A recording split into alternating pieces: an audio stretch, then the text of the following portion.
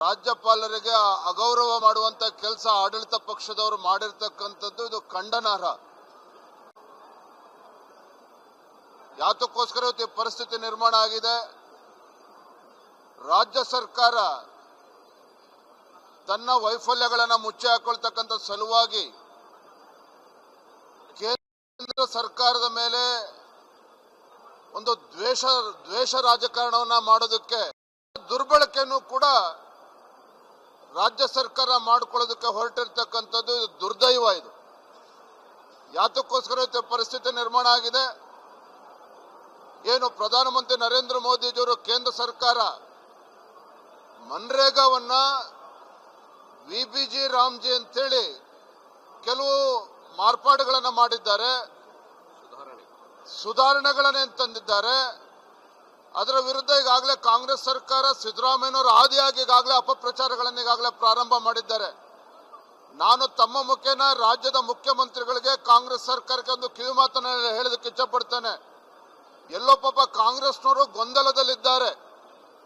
ಉದ್ಯೋಗ ಖಾತ್ರಿ ಯೋಜನೆ ಗ್ರಾಮೀಣ ಭಾಗದಲ್ಲಿರುವಂತಹ ಬಡವರು, ಸಣ್ಣ ರೈತರು, ಕಾರ್ಮಿಕರಿಗೆ ಅನುಕೂಲ ಆಗಲಿ ಅಂತೇಳಿ ಕಾಂಗ್ರೆಸ್ ಪುಡಾರಿಗಳಿಗೆ ಬೇಕು ಅಂತೇಳಿ ಅಲ್ಲ ಉದ್ಯೋಗ ಖಾತ್ರಿ ಇರುವಂಥದ್ದು.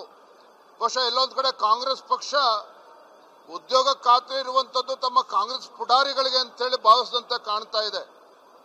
ಇವತ್ತು ನರೇಂದ್ರ ಮೋದಿಜಿಯವರು ಸಾಕಷ್ಟು ಸುಧಾರಣೆಗಳೊಂದಿಗೆ ಇವತ್ತದನ್ನ ಕಾಯ್ದೆನ ತಂದಿರುವಂಥದ್ದನ್ನ ವಿರೋಧಿಸಿ ಇವತ್ತು ಕಾಂಗ್ರೆಸ್ ಸರ್ಕಾರ ಇವತ್ತು ಅಪಪ್ರಚಾರ ಏನು ಮಾಡ್ತಾ ಇದೆ, ಅದರ ಮುಂದುವರಿದ ಭಾಗವಾಗಿ ರಾಜ್ಯಪಾಲರ ಮುಖೇನ ಇವತ್ತು ಕೇಂದ್ರ ಸರ್ಕಾರದ ವಿರುದ್ಧ ರಾಜ್ಯದ ಜನರನ್ನ ಎತ್ತಿ ಕಟ್ಟುವಂತ ಒಂದು ಕುತಂತ್ರ ಷಡ್ಯಂತ್ರಕ್ಕೇನು ಕೈ ಹಾಕಿದ್ದಾರೆ. ಅದಕ್ಕೆ ರಾಜ್ಯಪಾಲರು ಅವಕಾಶವನ್ನು ಮಾಡಿಕೊಟ್ಟಿಲ್ಲ.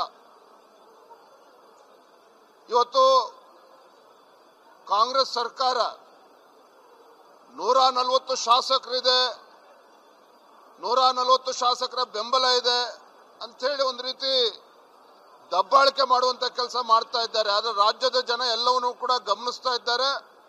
ನಿಮ್ಮ ನಡವಳಿಕೆ ಸರಿ ಮಾಡ್ಕೊಳ್ಳದೆ ಹೋದ್ರೆ, ಈ ಕಾಂಗ್ರೆಸ್ ಸರ್ಕಾರ ತನ್ನ ನಡವಳಿಕೆಯನ್ನ ಸರಿ ಮಾಡ್ಕೊಳ್ಳದೆ ಹೋದ್ರೆ ಏನು ಒಕ್ಕೂಟದ ವ್ಯವಸ್ಥೆಗೆ ಇವತ್ತು ಕಲ್ಲಾಕುವಂತ ಕೆಲಸವನ್ನು ಮಾಡಕ್ ಹೊರಟಿದ್ದಾರೆ. ಇದನ್ನ ಸುಧಾರಣೆ ಮಾಡ್ಕೊಳ್ಳದೆ ಹೋದ್ರೆ 140 ಶಾಸಕರಿರುವಂತಹ ಕಾಂಗ್ರೆಸ್ ಪಕ್ಷಕ್ಕೆ ಯಾವ ರೀತಿ 40ಕ್ಕೆ ಇಳಿಸಬೇಕು ಅಂತೇಳಿ ಈಗಾಗಲೇ ರಾಜ್ಯದ ಜನರು ಇವತ್ತು ಕಾಯ್ತಾ ಇದ್ದಾರೆ. ಆ ದಿನಗಳು ಕೂಡ ದೂರ ಉಳಿದಿಲ್ಲ. ಇದನ್ನು ಅರ್ಥ ಮಾಡಿಕೊಂಡು ಈ ಸರ್ಕಾರ ಸರಿಯಾದ ದಾರಿಯಲ್ಲಿ ಹೋಗಬೇಕು, ಪ್ರಜಾಪ್ರಭುತ್ವ ಸಂವಿಧಾನದ ಗೌರವವನ್ನು ಉಳಿಸಬೇಕು ಅಂತೇಳಿ ನಾನು ಈ ಸಂದರ್ಭದಲ್ಲಿ ಆಗ್ರಹ ಪಡಿಸ್ತಾ ಇದ್ದೇನೆ. ಗ್ಯಾರಂಟಿ ನ್ಯೂಸ್, ಸುದ್ದಿ ಖಚಿತ, ನ್ಯಾಯ ನಿಶ್ಚಿತ.